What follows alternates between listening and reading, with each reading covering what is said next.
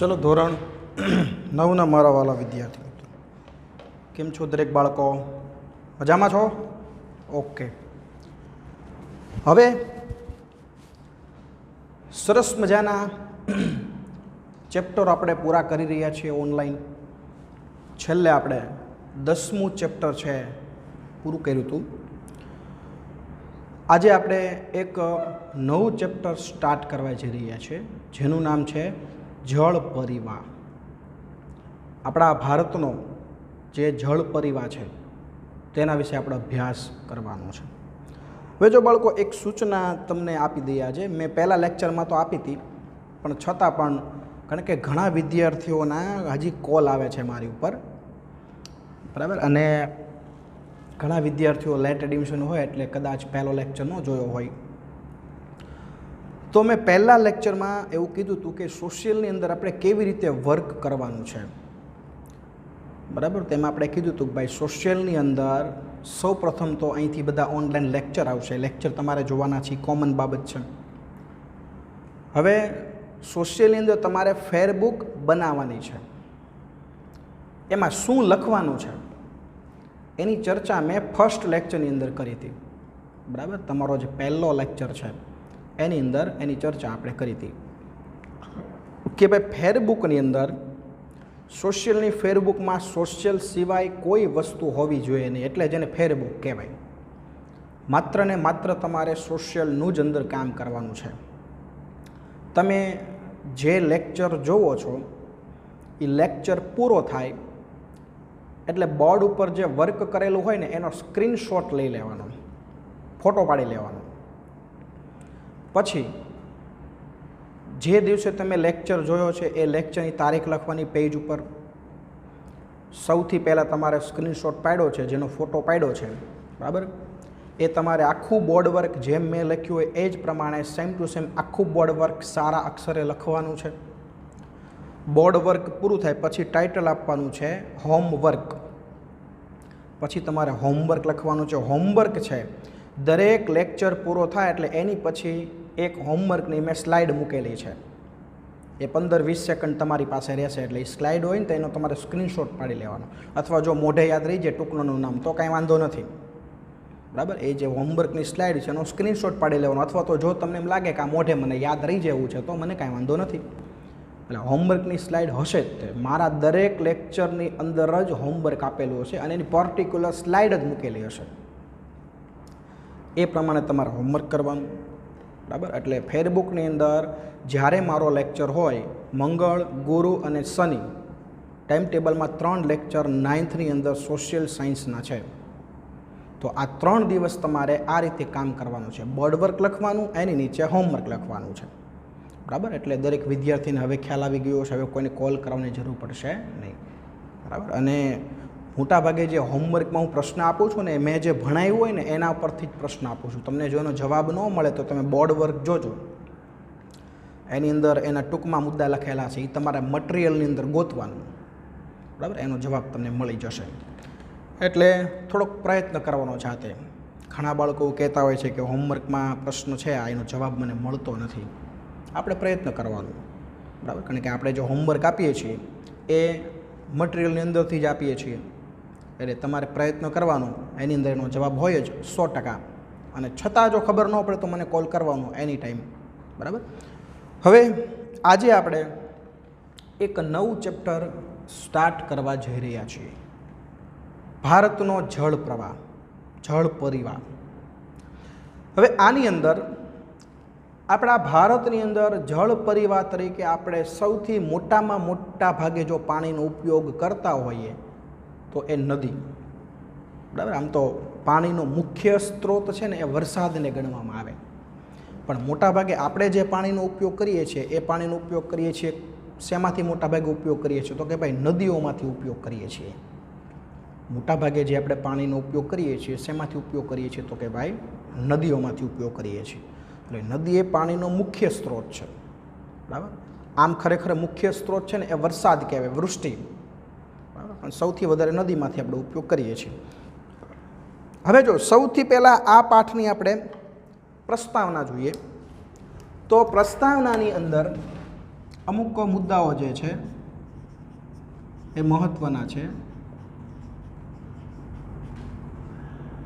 એ board ઉપર લખશો આપણે, એ મુદ્દા તમારે યાદ રાખવાના છે. અમુક વ્યાખ્યાઓ છે, એ વ્યાખ્યાઓ હું બોર્ડ ઉપર લખીશ, એ વ્યાખ્યા તમારે છે યાદ રાખવાની. હવે જો સૌથી પહેલાં આપણને કીધું છે તમારે કોઈ પણ નદી તંત્રની જે પ્રણાલી છે, પ્રણાલી એટલે કે જ્યાંથી નદી ઉદ્ભવે છે ત્યાંથી શરૂ કરી અને નદીનો અંત આવે છે, સમુદ્રમાં નદી મળે છે ત્યાં સુધીનો આખો પ્રવાહ નદી પ્રણાલી કહેવાય. એનો આખો પ્રવાહ જ્યાં જ્યાંથી પસાર થાય છે, ક્યાં ક્યાંથી પસાર થાય છે, ક્યાં ક્યાં મેદાન બનાવે છે કાંપનું, બરાબર, એ આખો જે પ્રવાહ એના વિશેનો અભ્યાસ કરવો હોય તો એને પ્રણાલી કહેવાય. તો આપણા ભારતની અંદર કોઈ પણ નદી તંત્રની વ્યવસ્થિત પ્રણાલી માટે, મતલબ કે વ્યવસ્થિત અભ્યાસ કરવો હોય તો એના માટે જળ પરિવાહ નામનો શબ્દ વપરાય છે. નદી તંત્રના વ્યવસ્થિત અભ્યાસ માટે, નદી તંત્રની પ્રણાલી માટે કયો શબ્દ વપરાય છે? તો કે જળ પરિવાહ. હવે જળ પરિવાહ કોને કહેવાય એની વ્યાખ્યા હમણાં આગળ આવશે, એટલે આપણે અત્યારે વ્યાખ્યા લખતા નથી. આપણા ભારતની અંદર કેટલી બધી નાની નદીઓ છે, કેટલી બધી મોટી નદીઓ છે. મુખ્ય નદીઓના નામ તમને ખબર છે, સાબરમતી ને, ગોમતી ને, ગંગા ને, સિંધુ ને, યમુના ને, બરાબર, ગંડક ને, કોસી ને. આ બધી ઘણી બધી નાની છે, ઘણી બધી મોટી છે. આપણા ગુજરાતમાં ઘણી બધી નદીઓ છે. ઘણી બધી નદીઓ તો એવી છે કે જે ગામડાઓમાંથી પસાર થતી હોય, જે નાની નાની એકદમ નદીઓ હોય, બરાબર, એના આપણે સ્થાનિક લેવલે આપણે એના નામ આપેલા હોય. તો આપણા આ ભારત દેશની જેટલી નદીઓ છે એ નદીઓનો જો તમારે અભ્યાસ કરવો હોય તો એના માટે જળ પરિવાહ નામનો શબ્દ છે એ વપરાય છે. આપણા આ ચેપ્ટરની અંદર આપણે નદીઓ વિશે ભણવાનું છે. સરોવર વિશે માહિતી આવે છે પણ એ માહિતી બહુ ટૂંકી આવે છે. તો નદીઓ વિશે આપણે અભ્યાસ કરવાનો છે, એટલે જ આ પાઠનું ટાઇટલ શું આપેલું છે? જળ પરિવાહ. શું આપ્યું છે ટાઇટલ? જળ પરિવાહ. હવે જો ભારતનું ભૂપૃષ્ઠ જોતા જણાય છે કે એક મુખ્ય નદી અને તેની શાખા નદીઓ જુદી જુદી દિશાઓથી આવીને જોડાય છે. આ નદીઓનું જળ કોઈ જળાશય, સમુદ્ર કે રણ પ્રદેશમાંથી બને છે, મળે છે. આ પ્રકારે એક નદી તંત્ર દ્વારા તેનો પ્રવાહ જે ક્ષેત્રમાંથી પસાર થાય છે તેને નદી બેસિન કહેવાય છે. જો હવે નદી બેસિન એટલે શું, બરાબર, એ આપણે લખીએ પહેલાં, પછી આપણે સમજાવીએ. નદી બેસિન, નદી બેસિન તો કે નદીઓનો પ્રવાહ જે ક્ષેત્રમાંથી પસાર થાય તેને નદીઓનો પ્રવાહ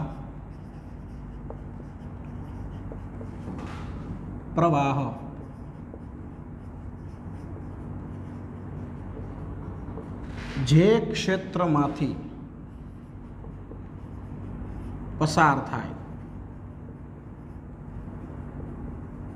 તેને શું કહેવાય? તો કે નદી બેસિન કહેવાય.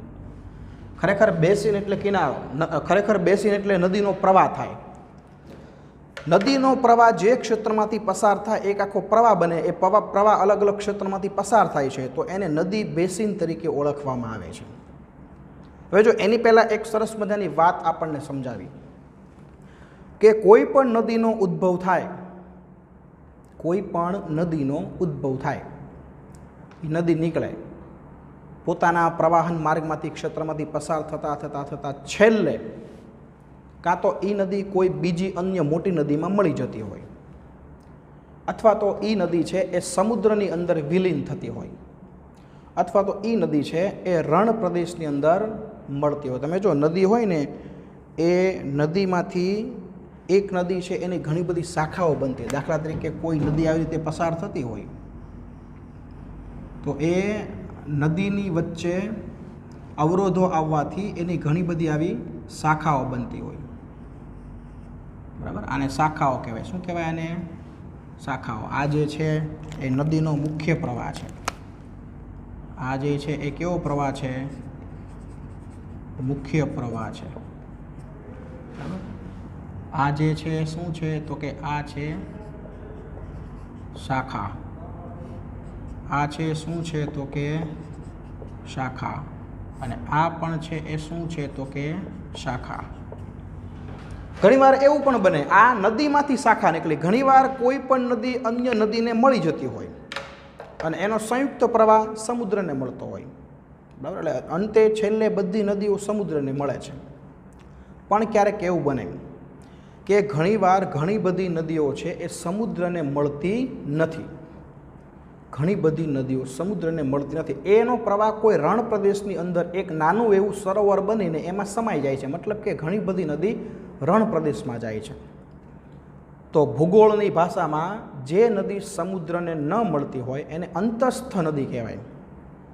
ભૂગોળની ભાષાની અંદર જે નદીઓ એવી હોય કે જે સમુદ્રને મળતી નથી એવી નદીઓને કેવી નદી કહેવાય? અંતસ્થ નદી તરીકે ઓળખવામાં આવે છે. અને ગુજરાતી ભાષામાં એને કુંવારિકા કહેવાય, બરાબર.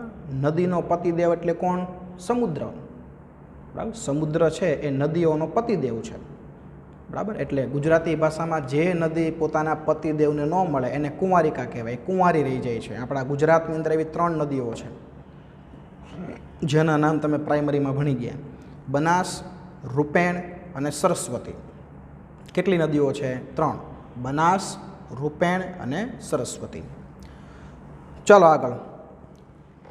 કોઈ પર્વત કે ઉચ્ચ ભૂમિ થકી નદીઓના જળ પ્રવાહને એકબીજાથી અલગ કરે છે તેને જળ વિભાજક કહેવાય. એટલે હવે આપણે વ્યાખ્યા જોવાની છે, જળ વિભાજક.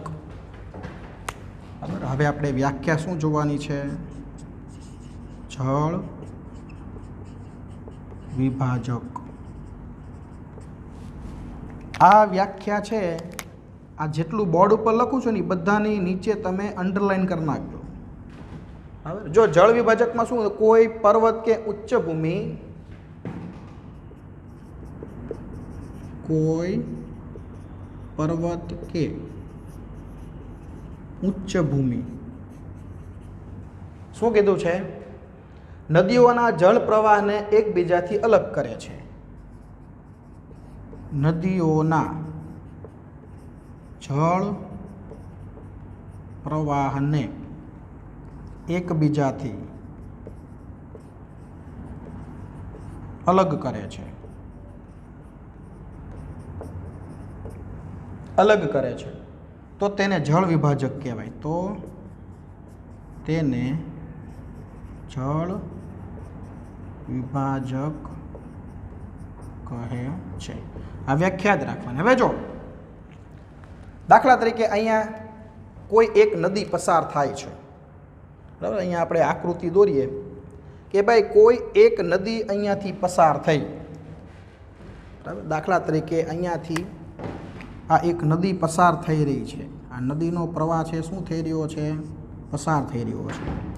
પણ અહીંયા આગળ કોઈ મોટો એક પર્વત આવ્યો. શું આવ્યો? પર્વત આવ્યો. તો જો નદીનો પ્રવાહ પર્વતારે ભટકાણો, તો નદીનો પ્રવાહ પર્વતારે ભટકાણો તો એ નદીનો પ્રવાહ જે છે એના 2 ભાગ થાય. એક નદીનો પ્રવાહ અહીંથી આમ જાય, એક નદીનો પ્રવાહ પાછળથી આવીને ફરીથી અહીંથી આમ આવે, બરાબર. તો આ જે પર્વત છે એ પર્વતને આપણે શું કહેશું? તો કે આને કહેવાય જળ વિભાજક, બરાબર. આ પર્વતને આપણે શું કહેશું? તો કે આ પર્વતને કહેશું આપણે જળ વિભાજક. જો અહીંયા ધ્યાન રાખો, આ નદી જતી હતી, બરાબર. કોઈ પણ નદી ગતિ કરતી કરતી જાય છે. હવે એના માર્ગમાં એ નદી જ્યારે ગતિ કરતી કરતી જાય છે ત્યારે એની વચ્ચે કોઈ પર્વત આવે છે અથવા તો કોઈ ઊંચાઈવાળી જમીન આવે છે.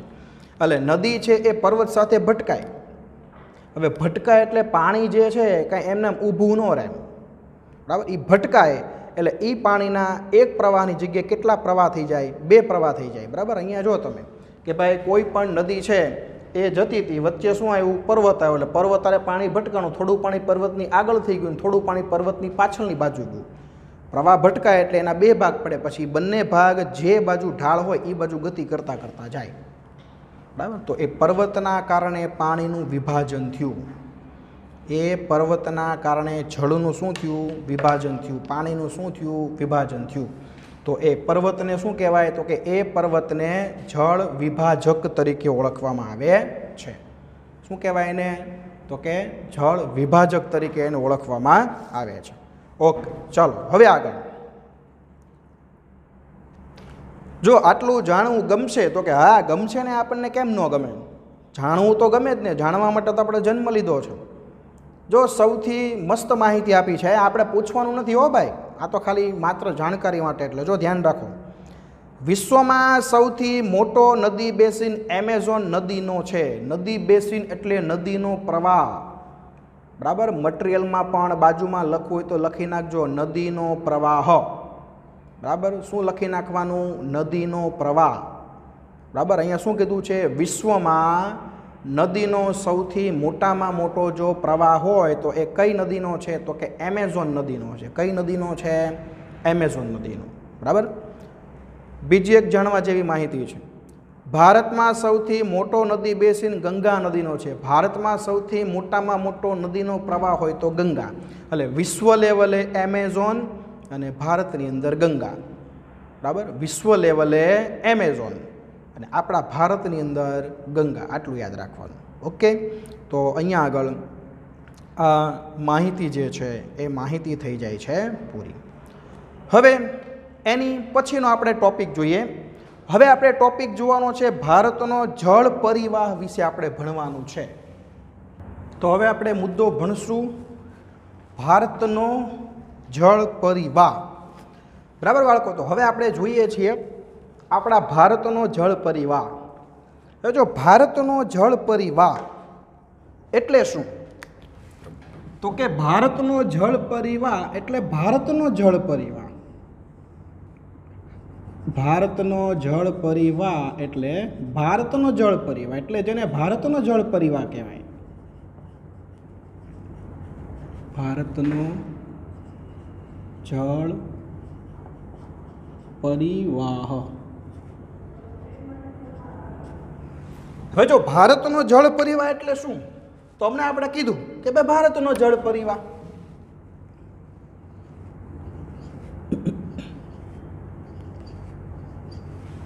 ભારતનો જળ પરિવાહ એટલે હવે આપણે ભારતની જે નદીઓ છે એ નદીઓના જે પ્રવાહો છે, બરાબર, આપણા ભારતની જે નદીઓ છે એ નદીઓના જે પ્રવાહો છે એ નદીઓના પ્રવાહો વિશે આપણે અભ્યાસ કરવાનો છે. બરાબર, આપણે આગળ જ ભણી ગયા હતા કે જળ પરિવાહ શબ્દ કોના માટે વપરાય?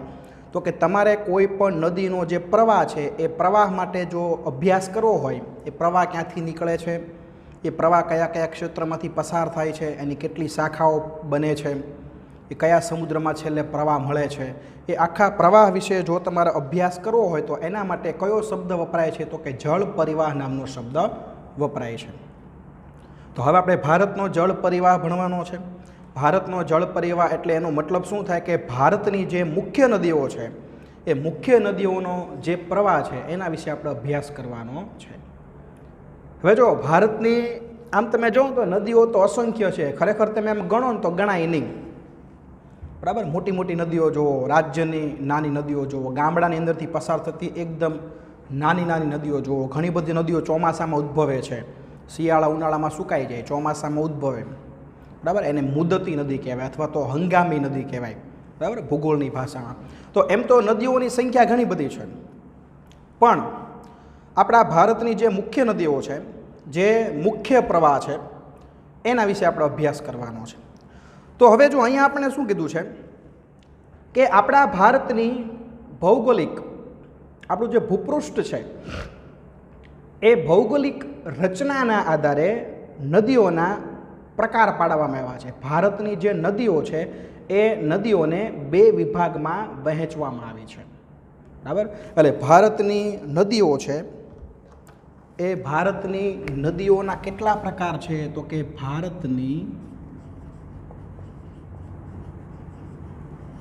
નદીઓ. બરાબર, હવે એની અંદર પહેલું હિમાલયની નદીઓ,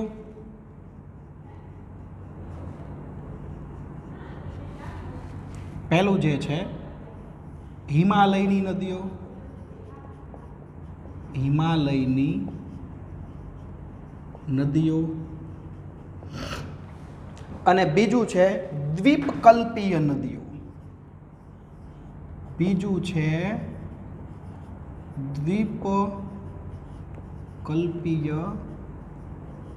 નદીઓ. બીજા શબ્દમાં કેવું હોય તો હિમાલયની જે નદીઓ છે એને તમે કહી શકો ઉત્તર ભારતની નદીઓ, અને દ્વીપકલ્પ નદીઓ છે એને તમે કહી શકો દક્ષિણ ભારતની નદીઓ. એટલે કે ઉત્તર ભારતની નદીઓ અને દક્ષિણ ભારતની નદીઓ, જે આપણા જે કર્કવૃત્ત છે આપણું ભારતની મધ્યમાંથી પસાર થતું, એની ઉપર જે નદીઓ આવેલી છે એ બધી ઉત્તર ભારતની નદીઓ કહેવાય. કર્કવૃત્તથી દક્ષિણ ભારત આપણું છે, દક્ષિણ દિશામાં જે નદીઓનો પ્રવાહ પસાર થાય છે એ બધી નદીઓને દક્ષિણ ભારતની નદીઓ તરીકે ઓળખવામાં આવે છે. તો અહીંયા એક સરસ મજાનો તમને તફાવત પૂછાય કે ભાઈ હિમાલયની નદીઓ અને દક્ષિણ ભારતની નદીઓ વચ્ચેનો તફાવત લખો. હિમાલયની નદીઓ અને દક્ષિણ ભારતની નદીઓ વચ્ચેનો તફાવત લખો. તો હવે એ તફાવત તમને ટેક્સ્ટબુકમાંથી તમને જોવા નહીં મળે. એ તફાવત હું તમને અહીંયા આપું છું, બરાબર. બોર્ડ ઉપર આપણે તફાવતના જે ટૂંકા મુદ્દા છે, મુદ્દા લખીએ છીએ એ પ્રમાણે તફાવત તમારે યાદ રાખવાનો છે. કાં તો એ તફાવત 2 માર્ક્સમાં પૂછાય, કાં તો એ તફાવત તમને 3 માર્ક્સમાં પૂછાય. મોટાભાગે એ તફાવત 2 માર્કની અંદર પૂછાય છે. મોટાભાગે એ તફાવત કેટલા માર્કની અંદર પૂછાય છે? 2 માર્ક્સની અંદર પૂછાય છે. એટલે એક બાજુ લખશું આપણે હિમાલયની નદીઓ, બરાબર. હવે આપણે લખશું તફાવત. કેટલા માર્કમાં? 2 અથવા 3 માર્કની અંદર પૂછાય. તો તમારે એ તફાવત કેવી રીતે લખવાનો છે? તો કે એ તફાવત તમારે આવી રીતે લખવાનો છે. એક બાજુ લખશું આપણે હિમાલયની નદીઓ, હિમાલયની નદીઓ. એક બાજુ લખશું આપણે દ્વીપકલ્પીય નદીઓ, દ્વીપકલ્પીય નદીઓ. ચાલો હવે આપણે એ તફાવતના જે મુદ્દાઓ છે એ મુદ્દાઓ આપણે જોતા જશું અને એક એક મુદ્દો આપણે ટાંકતા જશું. હવે જો તમારા તફાવત છે ને, તફાવત લખી નાખવાનો છે હો ભાઈ, સ્ક્રીનશોટ પાડી લેવાનો, બરાબર. આપણી જે નિયમ છે નિયમ પ્રમાણે. અને એ તફાવત જે છે એ તમારા હોમવર્કમાં હું લખવા આપીશ તમને, યાદ રાખજો. અત્યારે તો હોમવર્ક બોલી જાઉં છું, પાછળ સ્લાઇડમાં તો હશે તેમ. પ્રાકૃતિક રચનાની વિશેષતાના કારણે ભારતની નદીઓના 2 પ્રકાર પાડવામાં આવ્યા છે. પ્રાકૃતિક વિશેષતા એટલે શું? પ્રકૃતિ એટલે કુદરત, ભગવાન. આપણા ભારતની જે કુદરતી રચના છે, આપણી જે ભૂપૃષ્ઠ છે, જમીન, બરાબર, એની કુદરતી રચનાના કારણે આપણા ભારતનું ભૌગોલિક જે આખું સ્વરૂપ છે, એ ભૌગોલિક આપણું સ્વરૂપ છે, એના કારણે આપણા ભારતની નદીઓને 2 ભાગમાં વહેંચવામાં આવે છે. એક હિમાલયની નદીઓ અને બીજું છે દ્વીપકલ્પીય નદીઓ. આના કારણે બંને હિમાલયની નદીઓ અને દ્વીપકલ્પીય નદીઓમાં મોટા તફાવત જોવા મળે છે. જો હિમાલયની નદીઓ અને દ્વીપકલ્પીય નદીઓ બંનેમાં શું જોવા મળે છે? તફાવત જોવા મળે છે. શું જોવા મળે છે બંનેમાં? તો કે તફાવત જોવા મળે છે. હિમાલયની નદીઓમાં જળ પ્રવાહ કાયમી જોવા મળે છે. પહેલો મુદ્દો તફાવતનો. મુદ્દા નંબર 1, હિમાલયની નદીઓમાં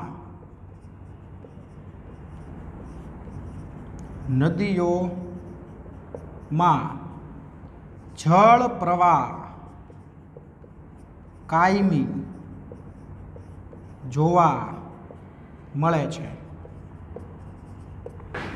જ્યારે અહીંયા પહેલો મુદ્દો, દ્વીપકલ્પીય નદીઓમાં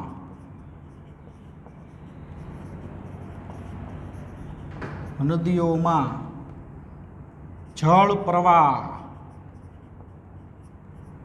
કાયમી જોવા મળતો નથી.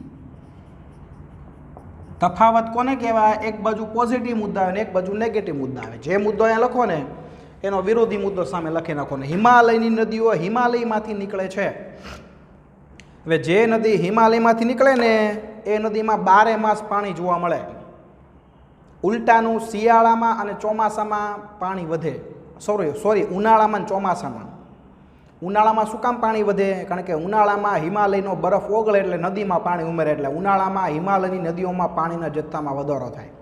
અને ચોમાસામાં શું કામ વધે? એ તો કાંઈ સમજાવવા જેવી બાબત છે નહીં. ચોમાસામાં વર્ષારાણી આવે, વરસાદ આવે એટલે નદીઓના પ્રવાહમાં પાણીનો શું થાય? વધારો થાય. બરાબર? એટલે હિમાલયની નદીઓ છે ને 12 માસ વહે છે. એમાં કોઈ પાણી ખાલી ન થાય, નદી કોઈ સુકાય નહીં. ત્યારે દક્ષિણ ભારતની નદીઓ છે, દ્વીપકલ્પ નદીઓ છે, એમાંથી ઘણી બધી નદીઓ એવી છે કે જેવો ઉનાળો આવે એટલે એનો પાણીનો પ્રવાહ છે એ ઘટી જાય, અથવા તો પાણીનો પ્રવાહ સાવ સુકાઈ જાય. જે નાની નાની નદીઓ હોય ને એમાં તો પાણી જ ન જોવા મળે. તેમાં 12 માસ જળ પ્રવાહ ચોમાસામાં વરસાદના કારણે અને ઉનાળામાં શિખરોના બરફ પીગળવાના કારણે તેની જળ જથ્થામાં વધારો થાય છે.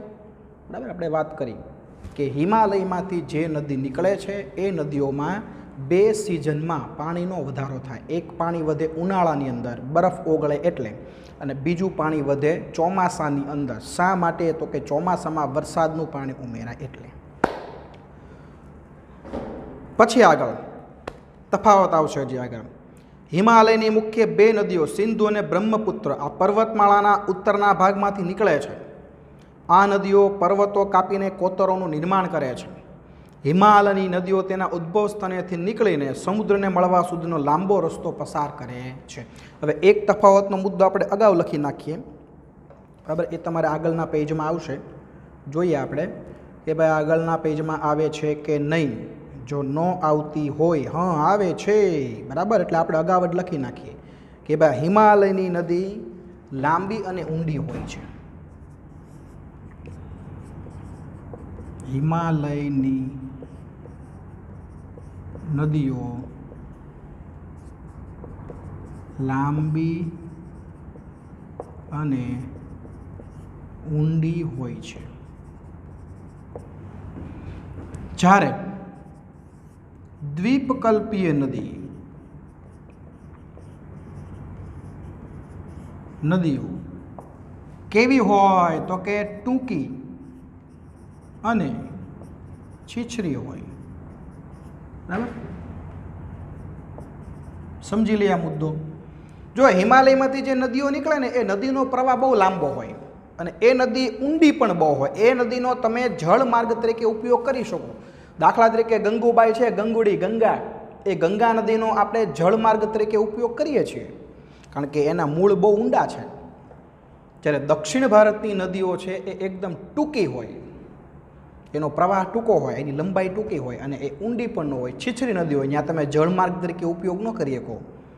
જળમાર્ગ તરીકે ઉપયોગ કરવા જાઓ તો રસ્તામાં હોડકું છે ઊભું રહી જાય, ધક્કો મારીને આગળ લઈ જવું પડે. બરાબર? એવું ન થાય, પણ આ તો જસ્ટ વાત કરીએ છીએ આપણે કે નદી ટૂંકમાં છીછરી હોય. હવે જો અહીંયા આપણને એવું કીધું છે કે ભાઈ હિમાલયની જે નદીઓ છે એમાંથી 2 નદીની વાત કરી કે એક સિંધુ નદી છે અને એક બ્રહ્મપુત્ર નદી છે. આ 2 નદીઓ જ્યાંથી પસાર થાય ને ત્યાં વચ્ચે પર્વતો આવે છે. તો એ પર્વતોની વચ્ચેથી જ્યારે પસાર થાય ત્યારે એ સરસ મજાની કોતર બનાવે છે. એટલે તમને મનમાં એ પ્રશ્ન થવો જોઈએ કે આ કોતર એટલે શું? બરાબર? તો કોતર એટલે આપણે જોઈએ ક્યાં જોશું? હા, અહીંયા જોશું કે કોઈ પણ 2 પર્વતો હોય. માનો કે આ 2 પર્વતો છે. આ પહેલો પર્વત, બીજો પર્વત. શું છે? આ 2 પર્વતો છે. શું છે? પર્વતો છે. બરાબર? આ પર્વતોમાં વનસ્પતિ ઉગી છે એવું આપણે માની લેવાનું છે. હવે એ 2 પર્વતની વચ્ચેથી કોઈ પણ નદી પસાર થાય છે. અહીંયાથી આ નદી પસાર થતાં થતાં પાછળથી નદી આવી. બરાબર? આ બ્લેક કલરમાં છે એ માનો કે નદી પસાર થાય છે. તો જ્યારે પાછળથી કોઈ પણ નદી આવી રીતે પસાર થતી આવતી હોય તો ત્યારે આ 2 પર્વતની વચ્ચેથી જ્યારે નદી પસાર થાય ત્યારે જો અહીંયા આગળ સરસ મજાની વી આકારનો શેપ છે. બરાબર? તો એની વચ્ચેથી નદી પસાર થઈ ને એટલે બંને જે વી આકારનો શેપ છે એમાં બંને બાજુ પર્વતની બંને સપાટીમાં ઘસારો લાગે. બંને સપાટીમાં નદીના પાણીના પ્રવાહને કારણે શું લાગે? ઘસારો લાગે. પ્રવાહની સપાટી એકદમ લીસી બની ગઈ હોય અને ત્યાંથી સતત પાણી પસાર થતું હોય, બરાબર. લીસી બની જાય, એની પરથી પાણી પસાર થાય એટલે એના ઉપર સૂર્યના કિરણો પડે એટલે એ આ વી આકારનો શેપ જ્યાંથી પાણી પસાર થતો ને સરસ મજાનો ચમકે, એને કોતર કહેવાય, બરાબર. ઘણી બધી કોતરો છે એ પ્રવાસીઓ જોવા માટે જાય છે. આ છે કોતર. શું છે આ? કોતર છે, બરાબર. તો આવી ઘણી બધી કોતરો, અને મોટાભાગે કોતરો છે ને એ લગભગ ઉત્તર ભારતની નદીઓમાં જ બને છે, બરાબર. ઉત્તર ભારતમાં ઘણા લોકો ફરવા જાય તો આવી ઘણી બધી કોતર છે ને એ સૌંદર્યાત્મક સ્થળ તરીકેનો વિકાસ થયો છે. લોકો આવી કોતરો જે છે એ કોતરો સ્પેશિયલ લોકો છે જોવા માટે જાય છે, બરાબર. એનો સૌંદર્યાત્મક સ્થળ તરીકે શું થયો છે? વિકાસ થયો છે. આગળના ચેપ્ટરમાં ભણી ગયા આપણે. ચલો હવે પછી કીધું છે કે હિમાલયની નદીઓ પોતાના સ્થળેથી નીકળે છે અને સમુદ્રને મળે ત્યાં સુધી બહુ લાંબુ અંતર કાપે છે, કારણ કે એની લંબાઈ તો ઓટોમેટિક વધારે છે. હવે છે ને નદી પરિવહનની 3 અવસ્થા આપણે જોવાની છે, પણ એની પહેલાં આપણે આપણો તફાવત છે એ પૂરો કરી નાખીએ છીએ. તફાવતમાં હવે ત્રીજો મુદ્દો છે એ માત્ર ને માત્ર તમારે ઉદાહરણનો લખવાનો છે. દાખલા તરીકે અહીંયા ઉદાહરણ આપવાનું, ગંગા અને બ્રહ્મપુત્રા. અને ત્રીજું દાખલા તરીકે અહીંયા ઉદાહરણ આપવાનું, નર્મદા. અને બીજું કયું ઉદાહરણ આપશો આપણે? બરાબર, દ્વીપકલ્પીય નદીઓમાંથી એક ઉદાહરણ આપણે આપી દઈએ, એક નર્મદા અને એક ઉદાહરણ આપી દઈએ ગોદાવરી આપી દઈએ. ગોદાવરી દક્ષિણની ગંગા કહેવાય ગોદાવરીને, બરાબર. તો અહીંયા આગળ આપણો તફાવત પૂરો. તફાવતના કેટલા મુદ્દા યાદ રાખવાના છે? 3. હિમાલયની નદીઓમાં કાયમી પ્રવાહ જોવા મળે, ત્યારે દક્ષિણ ભારતની નદીઓમાં કાયમી પ્રવાહ જોવા મળતો નથી. હિમાલયની નદીઓ લાંબી હોય અને પાછી ઊંડી હોય, જ્યારે દક્ષિણ ભારતની નદી ટૂંકી હોય અને પાછી છીછરી હોય. દાખલા તરીકે હિમાલયની નદી ગંગા અને બ્રહ્મપુત્રા, સિંધુ પણ લખી શકો, અને દક્ષિણ ભારતની નદીમાં ઘણી બધી લખી શકો, બરાબર. દાખલા તરીકે નર્મદા છે, તાપી છે, ગોદાવરી છે, બરાબર. આ બધી કાવેરી છે, આ દક્ષિણ ભારતની નદીઓના ઉદાહરણમાં તમે લખી શકો. તો અહીંયા આગળ તફાવત પૂરો. હવે નદીઓની 3 અવસ્થા આપણે જોવાની છે. એટલે હવે આખો મુદ્દો છે ને એ નવો મુદ્દો આવે છે, નદીઓની અવસ્થા. કયો મુદ્દો આવે છે?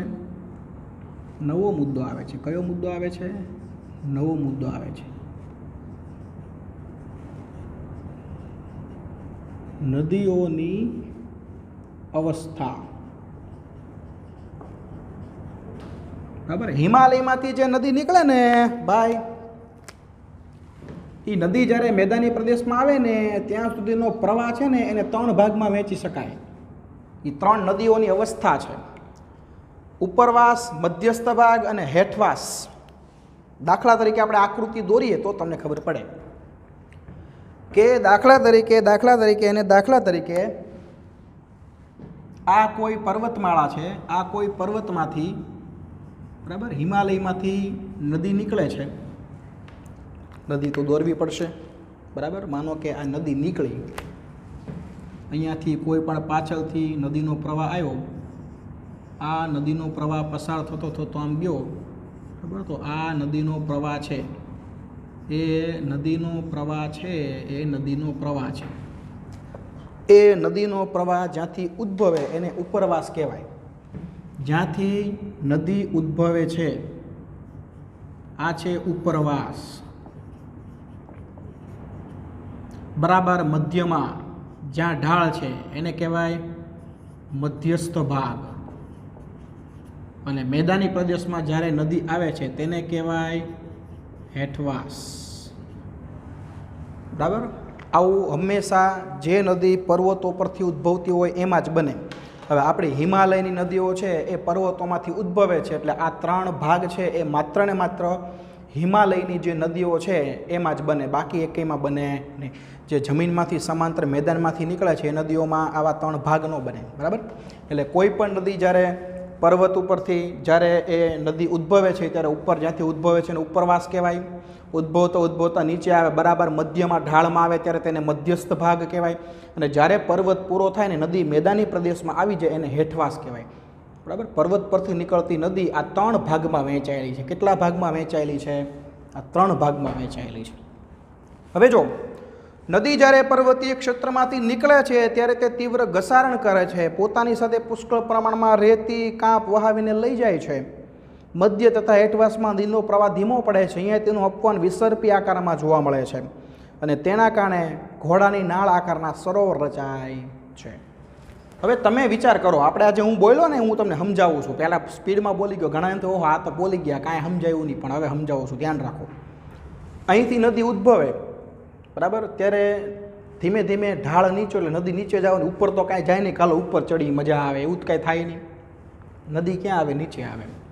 હવે ઢાળમાં નદી આવે ત્યારે એનો પાણીનો પ્રવાહ કેવો હોય? સ્પીડમાં આવતો હોય, કારણ કે ઢાળ હોય. હવે પાણીનો પ્રવાહ સ્પીડમાં આવે એટલે આ પર્વતની જે આ નીચેની જે કિનારો છે ને એ કિનારામાં શું લાગે? ઘસારો લાગે. અને કોઈ પણ જગ્યાએથી સતત પાણી પસાર થતું ત્યાં તમે જોજો એ ભાગ ઘસાઈ જશે. પર્વત હોય ને તો પર્વત ઉપર એ ઘસારો લાગે, જમીન હોય ને મેદાની પ્રદેશ તો ત્યાંય ઘસારો લાગે. અને એ ઘસારો બધો પાણીની પ્રવાહ સાથે ગતિ કરે. માટી હોય, કાંપ હોય, કાંકરા હોય, અને એ બધો ઘસારો મેદાની પ્રદેશમાં કોઈ જગ્યાએ ઠલવાય, જેને નિક્ષેપણ કહેવાય. શું કહેવાય? એ જે ઘસારો છે એને નિક્ષેપણ કહેવાય. અને ઘણીવાર આવી બધી નદીઓ છે એ પોતાના કિનારે સરસ મજાના ઘોડાની નાળ આકારના સરોવર બનાવે છે. કેવા સરોવર બનાવે છે? કારણ કે હંમેશા હિમાલયમાંથી જે નદીઓ નીકળે છે એ જ્યારે મેદાની પ્રદેશમાં આવે છે ને ત્યારે એનો પ્રવાહ છે ને એ આવી રીતે થઈ જાય, વિસર્પી થઈ જાય. આને વિસર્પી પ્રવાહ કહેવાય. આને કેવો પ્રવાહ કહેવાય? વિસર્પી પ્રવાહ કહેવાય. સાપની જેમ ગતિ કરે. નદી કેમ સીધી ગતિ ન કરે, આમ સાપની જેમ ગતિ કરે. તો એના કારણે અહીંયા જે આ બધા સરોવર છે ગોળ આકારના, જે ઘાટું દેખાય ને અહીંયા, પછી અહીંયા આગળ, આ બધા ઘોડાની નાળ જેવા સરોવર કહેવાય. ઘોડાની નાળ એટલે ઘોડાના પગ નીચે જે ગોળ સી આકારની લોખંડની પટ્ટી ફિટ કરેલી હોય ને પગની નીચે, પગને ઘસારો ન લાગે ને નખને, એટલે એ ઘોડાની નાળ કહેવાય. ઘણાના ઘરે દરવાજામાં જો લગાડેલી હોય ચંદ્ર આકારની. તો એવી ઘોડાની નાળ જેવા શું બનાવે? સરોવર બનાવે છે. મુખ પ્રદેશ આગળ નદીઓ અનેક શાખામાં વિભાજિત થાય છે. આ ત્રિકોણ આકારનો જે અતિશય રસાળ ફળદ્રુપ વિભાગ છે જેને ડેલ્ટા પ્રદેશ કહેવાય. બરાબર, એક નવો મુદ્દો આવ્યો, ડેલ્ટા પ્રદેશ. તો હવે ડેલ્ટા પ્રદેશ કોને કહેવાય એ આપણે જોવું પડશે. બરાબર, ગણિતની અંદર તમારે ડેલ્ટાની નિશાની આવે કેવા આકારની હોય? કેવા આકારની હોય? ડેલ્ટાની નિશાની આવે ને ગણિતમાં, કેવો આકાર હોય એનો? ત્રિકોણ આકાર. એટલે એનો મતલબ શું થયો કે નદી જે છે એ ત્રિકોણ આકારનો એક પ્રદેશ બનાવે છે જેને મુખ ત્રિકોણ પ્રદેશ કહેવાય. હવે જ્યારે કોઈ પણ નદી ગતિ કરતી હોય, કોઈ પણ નદી ગતિ કરે ત્યારે એ નદી ગતિ કરતી કરતી જ્યારે સમુદ્રમાં વિલીન થવા જાય ત્યારે એના અનેક આવી શાખાઓમાં શું થઈ જાય? વિભાજિત થઈ જાય. અનેક આવી શાખાઓમાં શું થઈ જાય? વિભાજિત થઈ જાય. બરાબર, અને એ જે શાખાઓમાં વિભાજિત થાય અને એ જે અહીંયા જે આ ત્રિકોણ આકારનો આખો જે પ્રદેશ બનાવે છે, આ ત્રિકોણ આકાર પ્રદેશને ડેલ્ટા પ્રદેશ કહેવાય. કારણ કે કોઈ પણ નદી જ્યારે સમુદ્રને મળવા જાય ત્યારે એનો પાણીનો પ્રવાહ સમુદ્ર આગળ સાવ ધીમો થઈ ગયો હોય અને કિનારે છે ને રેતીવાળો વિસ્તારો, એટલે નદી છે ને એ અનેક નાની નાની આવી શાખાઓમાં ત્રિકોણ આકારમાં વહેંચાઈ જાય. હવે નદીનો પ્રવાહ ધીમો થઈ ગયો એટલે નદીની સાથે આવેલું કાંપ માટે આ બધું સમુદ્રના કિનારે ભેગું થઈ જાય. એ કાંઈ સમુદ્રમાં ન જાય. અને એ બધું કાંપ ને બધું ભેગું થાય એટલે ત્યાં કિનારા ઉપર સરસ મજાનું મેદાન બને, જેને કેવું મેદાન કહેવાય? ડેલ્ટા પ્રદેશ કહેવાય, અથવા તો મુખ ત્રિકોણ પ્રદેશ કહેવાય, જે ખૂબ જ ફળદ્રુપ હોય કારણ કે કાંપનું આખું બનેલું હોય. બરાબર, આપણે આગળ ભણી ગયા. બરાબર, આપણા ભારતના બંને કિનારા આવા મેદાનો બનેલા છે. આ નદીના કારણે જ તે પૂર્વ કિનારાનું મેદાન અને પશ્ચિમ કિનારાનું મેદાન આગળના ભૂગોળના ચેપ્ટરોમાં આપણે ભણી ગયા. ચલો હવે આગળ. દ્વીપકલ્પી નદીઓ મોસમી છે. આપણે હમણાં જ ભણી ગયા કે ભાઈ દક્ષિણ ભારતની નદીઓ છે એ મોસમ ઉપર આધારિત હોય. જ્યારે ચોમાસાની સિઝન આવે ત્યારે એમાં પાણી જોવા મળે. જેવું ચોમાસું પૂરું થઈ જાય એટલે દક્ષિણ ભારતની નદીઓમાં પાણી જોવા મળે નહીં. કાં તો ઘણી બધી નદીઓમાં પાણી ઘટી જાય અથવા તો ઘણી બધી નદીઓમાં પાણી સાવ સુકાઈ જાય. એટલે એવું કીધું કે ભાઈ દક્ષિણ ભારતની નદીઓ છે એ મોસમી છે, એ મોસમ ઉપર આધાર રાખે છે. તેનો જળ જથ્થો માત્ર વરસાદ ઉપર આધારિત છે. જો સારો વરસાદ થયો તો પાણી પુષ્કળ જોવા મળે, વરસાદ ન થયો તો પાણી જોવા મળે નહીં. શુષ્ક ઋતુ દરમિયાન તેનો પ્રવાહ ઘટી જાય છે અથવા બંધ થઈ જાય છે. હિમાલયની નદીઓની સરખામણીમાં આ નદીઓની લંબાઈ પણ ઓછી હોય છે અને નદીઓ છીછરી હોય છે. જો આપણે આગળ કીધું હતું કે આ મુદ્દો આગળ આવશે, પણ આપણે અગાઉ જ લખી નાખ્યો કે ભાઈ દ્વીપકલ્પીય નદીઓ લાંબી અને ઊંડી હોય છે. હિમાલયની નદીઓ છે એ લાંબી અને ઊંડી હોય છે, જ્યારે દ્વીપકલ્પીય નદીઓ કેવી હોય? ટૂંકી અને છીછરી હોય. દ્વીપકલ્પીય નદીઓ કેવી હોય? ટૂંકી અને છીછરી. એટલા માટે જ હિમાલયની નદીઓ, આમાં એક તમે મુદ્દો હજી તફાવતમાં ઉમેરી શકો. હિમાલયની નદીઓનો જળમાર્ગ તરીકે ઉપયોગ થાય છે, જ્યારે દ્વીપકલ્પીય નદીઓનો જળમાર્ગ તરીકે ઉપયોગ થતો નથી. આ મુદ્દો તમે હજી ઉમેરી શકો, એમાં ઉમેરવો હોય તો, બાકી ન લખો તો ચાલે, કારણ કે આપણે આમ આપ્યું નથી, બરાબર, આપણી બુકમાં. ભારતની પ્રાકૃતિક રચના તેમજ પર્વતોના ઢોળાવના કારણે મોટાભાગની દ્વીપકલ્પી નદીઓ પશ્ચિમ ઘાટમાંથી નીકળી પૂર્વ તરફ વહી બંગાળાની ખાડીને મળે છે, અને દ્વીપકલ્પી નદીઓ માટે પશ્ચિમ ઘાટ એ મુખ્ય જળ વિભાજક છે. એટલે આ મુદ્દે લખવાનું, દ્વીપકલ્પીય નદીઓ માટે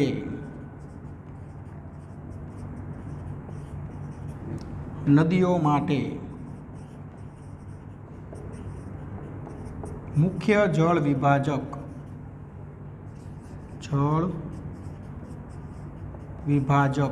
કોણ છે? તો કે પશ્ચિમ ઘાટ. બરાબર. આપણા ભારતની અંદર પશ્ચિમ બાજુ છે એ જમીનનો ઢાળ ઊંચો છે, એટલા માટે ઘણી બધી નદીઓ ભારતની પશ્ચિમ બાજુથી નીકળે છે, છતાં એ નદીઓનો પ્રવાહ અરબ સાગરને મળતો નથી. ક્યાં મળે છે? બંગાળાની ખાડીને. આપણા ભારતની મોટા ભાગની નદીઓ બંગાળાની ખાડીને મળે છે. છે ક્યાં મળે છે?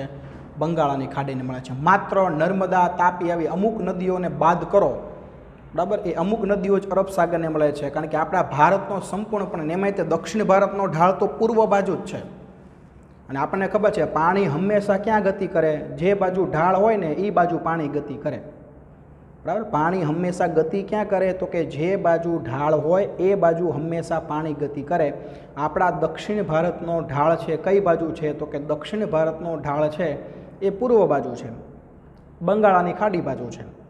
એટલા માટે ભારતની મોટા ભાગની નદી છે એ બંગાળાની ખાડીને મળે છે. માત્ર નર્મદા અને તાપી જેવી મોટી અમુક જ નદીઓ છે એ અરબ સાગરમાં વિલીન થાય છે, અરબ સાગરને મળે છે. તો અહીંયા આગળ નદીઓની જે 3 અવસ્થા છે એ નદીની 3 અવસ્થાઓ થઈ જાય છે પૂર્ણ. હવે જો આટલું જાણવું ગમશે, હું કામ ન ગમે? ગમે જ ને, આપણને બધું ગમે, જાણવા જેવું હોય તો બહુ ગમે. એમાં આપણને જળ પરિવાહની ગોઠવણી આપી છે કે કોઈ પણ નદી હોય, કાં તો એ નદીમાંથી શાખા નદી નીકળે અથવા એ નદી અન્ય નદીને મળે, ત્યારે ઘણી બધી આકૃતિઓ બનતી હોય. તો અહીંયા આપણને 4 પ્રકારની આકૃતિઓ આપી છે. કેટલા પ્રકારની આકૃતિઓ આપી છે? 4 પ્રકારની. કે ઘણી બધી નદીઓ હોય ને, બરાબર, એમાં કોઈ પણ એક નદી જતી હોય તેમાંથી ઘણી બધી શાખાઓ આ રીતે નીકળતી હોય, આમ, બરાબર. તો આ આકૃતિ તમે જો કેવી થઈ? તો કે આ આકૃતિ થઈ વૃક્ષાકાર, બરાબર. ઘણી બધી નદી નીકળતી હોય તો ત્યાં આગળ ભૂપૃષ્ઠ એવું હોય કે વૃક્ષની જેમ, ઉપરથી તમે હેલિકોપ્ટરમાં ઉપર જઈને તમે ફોટો પાડો ને તો વૃક્ષની મુખ્ય ડાળી હોય, મુખ્ય શાખા, એની અન્ય શાખા હોય, એવી તમે આખી આકૃતિ દેખાય. તો આવી પ્રણાલી જ્યાં હોય ને એને વૃક્ષાકાર પ્રણાલી કહેવાય. ઘણી બધી નદીઓ એવી હોય કે એનું ભૂપૃષ્ઠ એવું હોય કે એમાં એક નદીમાંથી આડેધડ શાખા નદીઓ નીકળતી હોય, કાંઈ નક્કી જ ન હોય, કારણ કે ત્યાંનો ઢાળ છે એ ક્યાં ઢાળ જાય ને ખબર જ ન પડે. તો આને કહેવાય જાળી આકાર. આને કેવું કહેવાય? જાળી આકાર પ્રણાલી કહેવાય, બરાબર. કોઈ પણ નદી એવી છે કે એનું ભૂપૃષ્ઠ એવું છે કે એ ચારે બાજુ ઢાળવાળું છે, આડેધડ શાખા નદીઓ ગમે ત્યાંથી નીકળે, સેજ આગળ જાય પાછી બે શાખા બને, બે શાખા સેજ આગળ જાય પાછી શાખા બને. તો ઉપરથી જુઓ ને તો આમ દોરીની ગૂંચ હોય ને એવું લાગે, જાળી જેવું લાગે તમને.